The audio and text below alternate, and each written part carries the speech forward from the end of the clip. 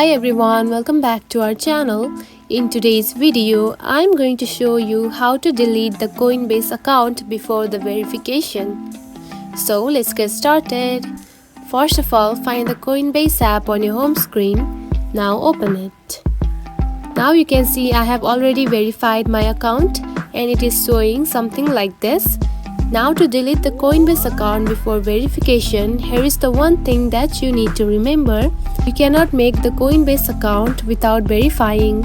So it means you don't need to delete the Coinbase account. If you haven't verified yourself, then you don't need to delete it because it has never been made. So that's it. This is how you can delete the Coinbase account before the verification. It is very easy, right? Now always remember this information.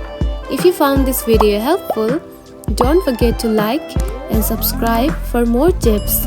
Thanks for watching.